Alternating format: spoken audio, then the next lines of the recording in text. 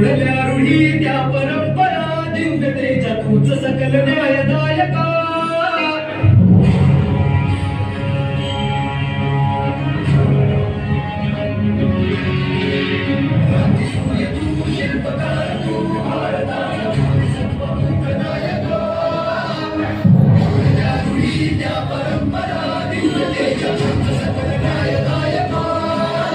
जीवन तुझे हमस प्रेरणा नाही दिशा तुझीच गर्जना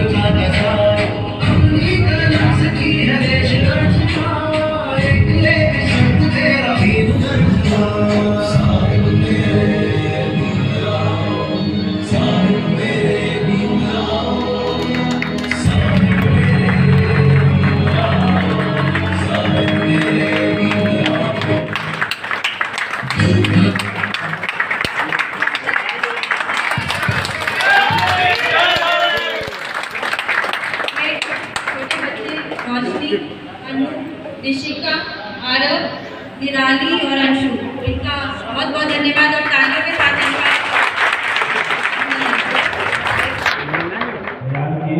इस कार्यक्रम से चरणों में नमन करता हूं।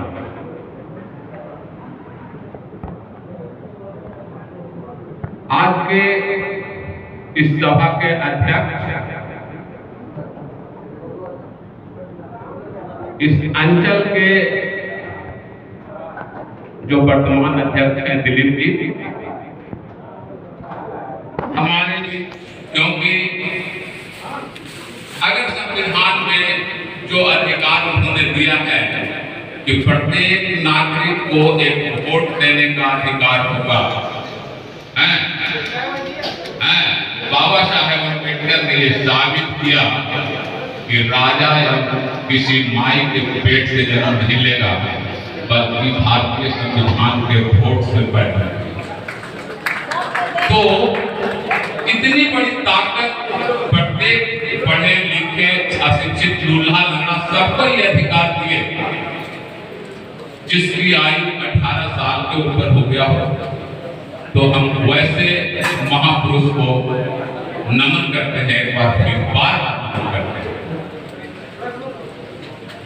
आज हमारी महिलाएं, मैं विशेष रूप से आज केवल महिलाओं के ऊपर अपनी बात को फोकस रखूंगा, क्योंकि इस सभागार में कुछ महिलाएं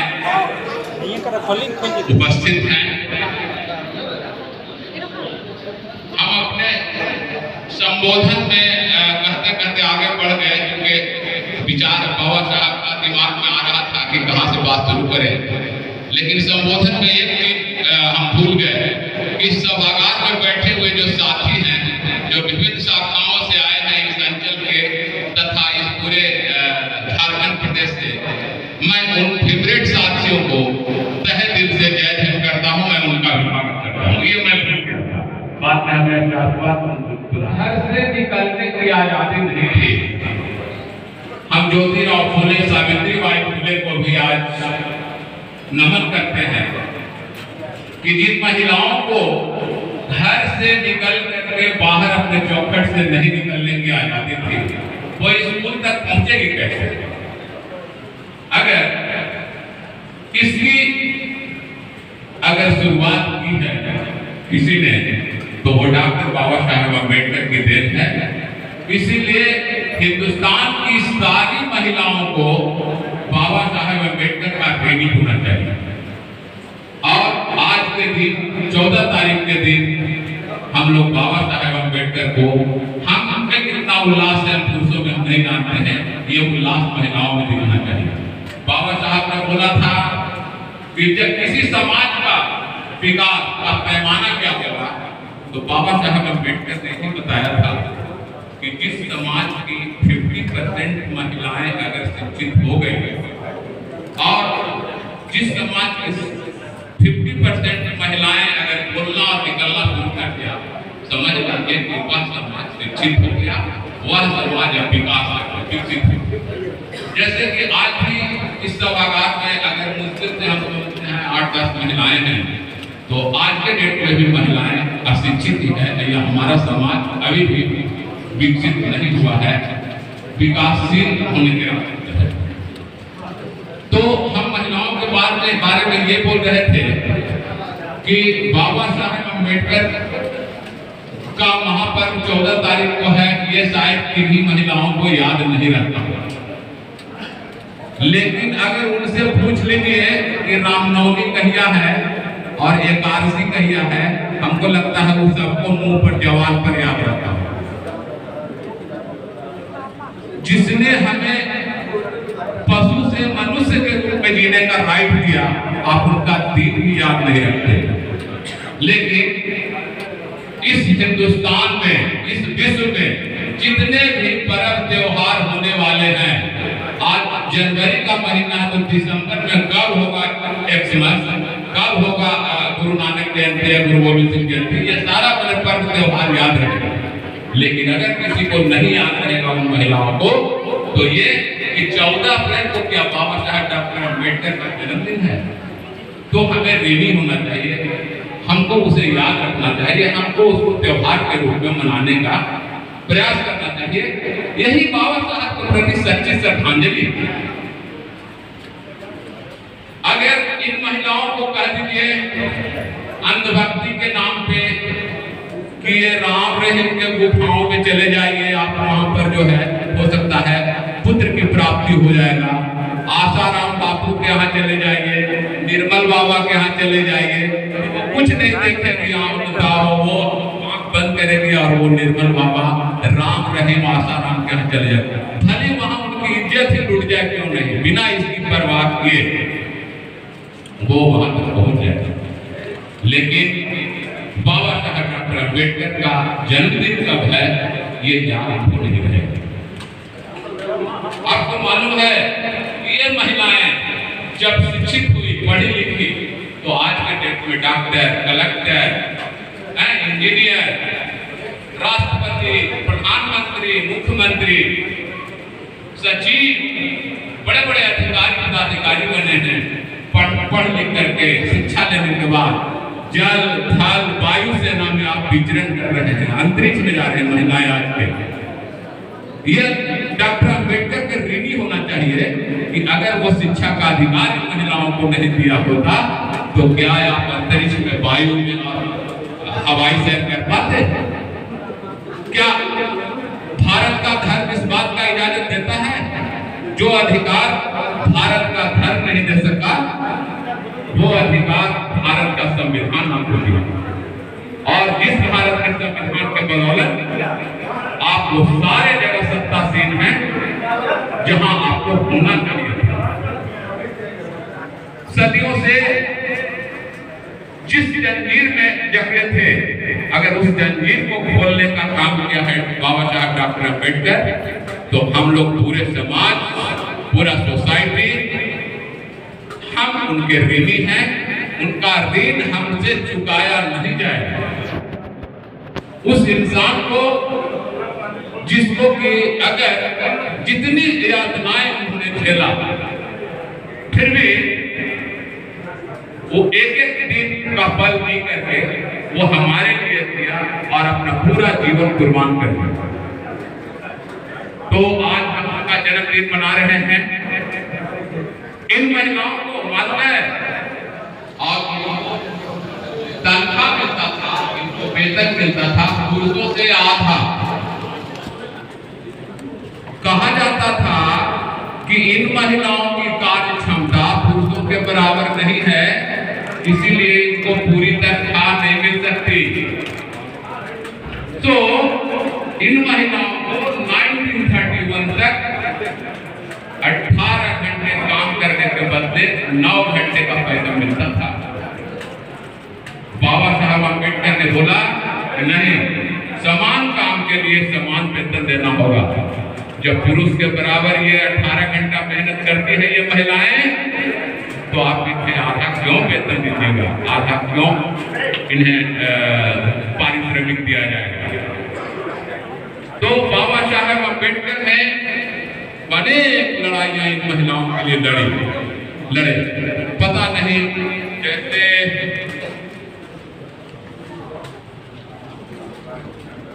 मैं ये बता दूं कि आज की महिलाएं जो किसी न किसी सेवा में है, किसी नौकरी में है, तो उनको प्रसूति होने के बाद जो प्रसूति अवकाश मिलता है प्रसव के बाद, इसकी लड़ाई भी ये डॉक्टर अम्बेडकर की देन है, बाबा साहब डॉक्टर अम्बेडकर की देन है। विधवा महिलाओं और लड़कियों को संपत्ति रखने का अधिकार बाबा साहब अम्बेडकर की देन है। विपरीत परिस्थितियों में भी लड़कियां तलाक ले सके, ये अधिकार बाबा साहब डॉक्टर अम्बेडकर ने संविधान में दिया। शादी के लिए लड़कियों का उम्र 18 वर्ष निर्धारित करना है, ये बाबा साहब अम्बेडकर की देन है। मैंने पहले ही बताया कि लड़कियों के लिए समान काम के बराबर समान वेतन मिलना है। और अंत में वोट का अधिकार और शिक्षा ग्रहण करने का अधिकार, पता नहीं कितने अधिकार महिलाओं के लिए दिए हैं। इसीलिए मैं ये कह रहा हूं कि जितना संघर्ष किए हमारे आपके लिए, जिन्होंने पूरा जीवन दे दिया, तो हमें भी उनका ऋण चुकाना चाहिए। ऋण चुकाने के लिए हमें भी सोचना चाहिए। आज हमारे ट्रेड यूनियन के साथी जो यहाँ बैठे हैं हमारे साथ मंच पर या इस सभागार में, आज ट्रेड यूनियन एक्ट के द्वारा जो अधिकार बाबा साहब अम्बेडकर ने दिया, जिसका हम लोग बड़ा मस्ती से एंजॉय करते हैं। हम लोग ड्यूटी ऑफ है, ट्रांसफर इम्यूनिटी है। आज उसी पे थोड़ा आगे बढ़ाते हुए हम लोग अपनी लड़ाई लड़ रहे हैं 5 डेज बैंकिंग का, तो देखिए उनका भी साकार होती है। तो जो भी ट्रेड यूनियन एक्ट बना, जिससे जो फायदे हमें मिला, हम सारे फायदे बाबा साहब डॉक्टर अम्बेडकर के द्वारा बनाए गए को उपभोग कर रहे हैं। या हमारी ड्यूटी नहीं बनती है कि हम भी डॉक्टर साहब डॉक्टर अम्बेडकर के प्रति श्रद्धांजलि और श्रद्धासुमन अर्पित करें? केवल डॉक्टर साहब बाबा साहब अम्बेडकर के दिए हुए सुविधाओं को हम उपभोग करें और उनको भूल जाए कि ये तो दलितों के मसीहा थे? नहीं। आज आप यहाँ पर अच्छे अच्छे कपड़े पहन के बैठे हैं, ये महिलाएं जिनको घर से निकलने का अधिकार नहीं था, आप लोग 10 साल खराबी में बैठी हैं, ये लोग जो यहाँ पर बैठे हैं हमारे ट्रेड यूनियन के साथी जो जिन अधिकारों का उपभोग कर रहे हैं, हम लोग हर 3 महीने कि डीए कितना बढ़ा, और डीए जैसे ही देखते हैं कि 12% बढ़ा और चेहरे पर एक अजीब तरह का मुस्कुराहट आता है अंदर से। ये किसकी देन? ये देन बाबा साहब डॉक्टर अम्बेडकर की। जब तक सूरज चांद रहेगा बाबा साहब अमर रहे, बाबा साहब अमर रहे। थैंक यू, धन्यवाद। ज्योतिबा फूले और बाबा साहब भीमराव अम्बेडकर का जन्म दिवस हम एक समारोह के रूप में मना रहे हैं। उनके चरणों में अपना नमन करता हूं। मंचासी हरवाद जोन के उप महाप्रबंधक श्री सोहन कुमार, सेवा के सर्किल जनरल सेक्रेटरी और पटना सर्किल का नाम ऊंचा करने वाले सेवा के प्रेसिडेंट, नेशनल प्रेसिडेंट भाई देवेंद्र, हमारे सुरक्षा को अपने कंधों पे लिए हुए हमारे साथी सुनील कुमार राय जी और श्री नारायण जी,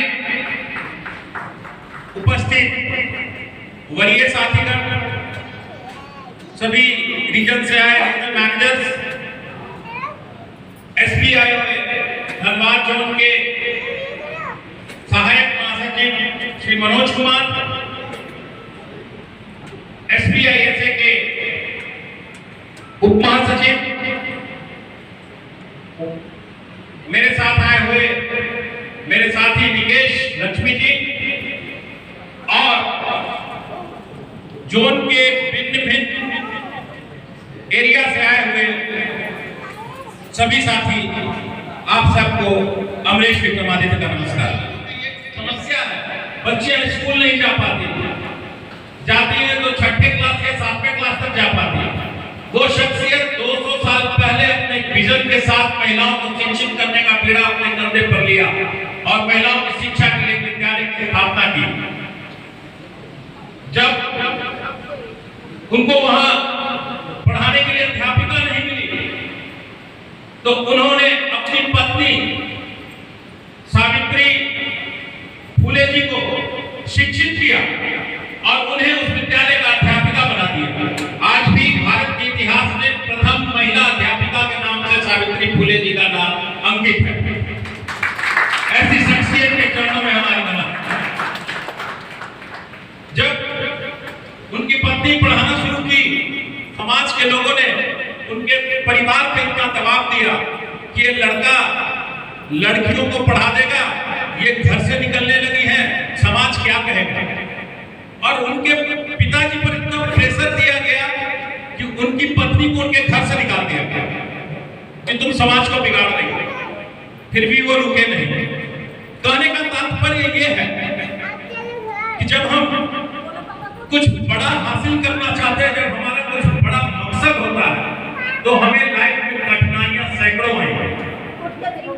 तब हमारा दायित्व है कि हम उन कठिनाइयों से घबरा करके बैठ न जाए, उसका एक रास्ता निकाले, हल निकाले, उस चैलेंज को एक्सेप्ट करें और अपना जो विजन है, अपना जो लक्ष्य है, उसकी प्राप्ति करें। बाबा साहब के बारे में सभी वक्ताओं ने बहुत कुछ कहा।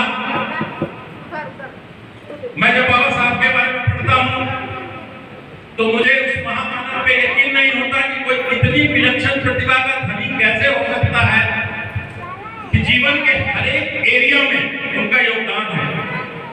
आज जो मैं यहाँ आपके संगठन के नेतृत्वकर्ता के रूप में खड़ा हूँ, स्टेट यूनियन को मान्यता दिलाने वाला कौन है?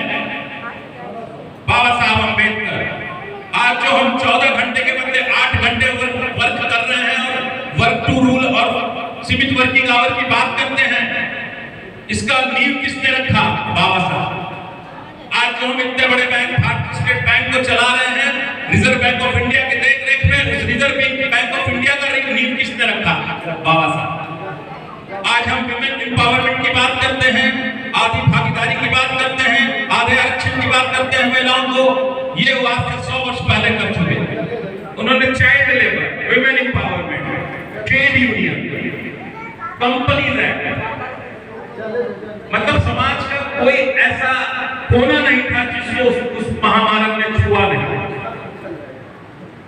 किस तरह ऐसा कर पाए वो भी हमारे अपनी तरफ पैदा हुए और कठिन संघर्षों के बीच पले। अपने पिता की 14वीं संतान है।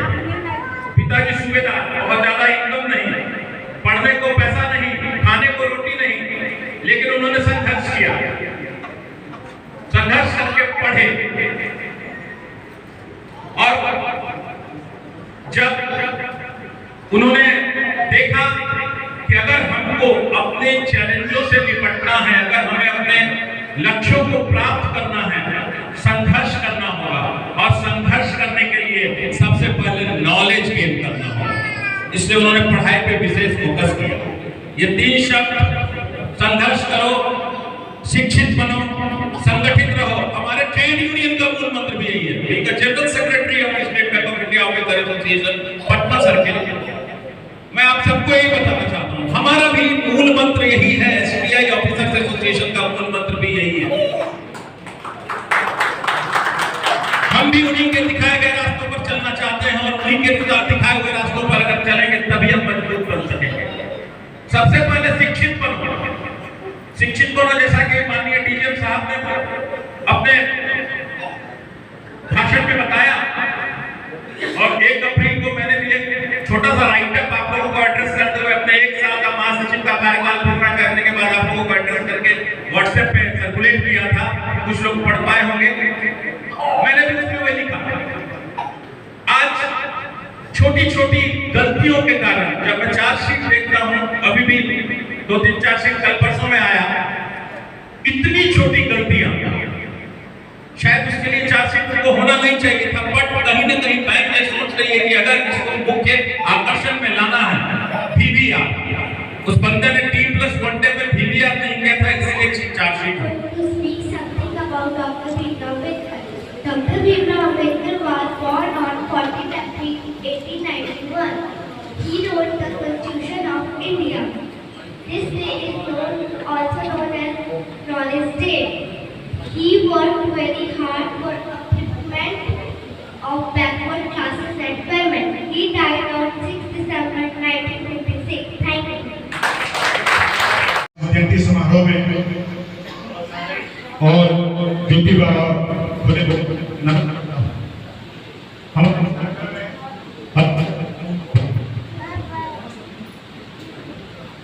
इसका हमारे धनबाद के मुखी रेलवे मैनेजर, हमारे पटना सर्किल सेवा के सचिव,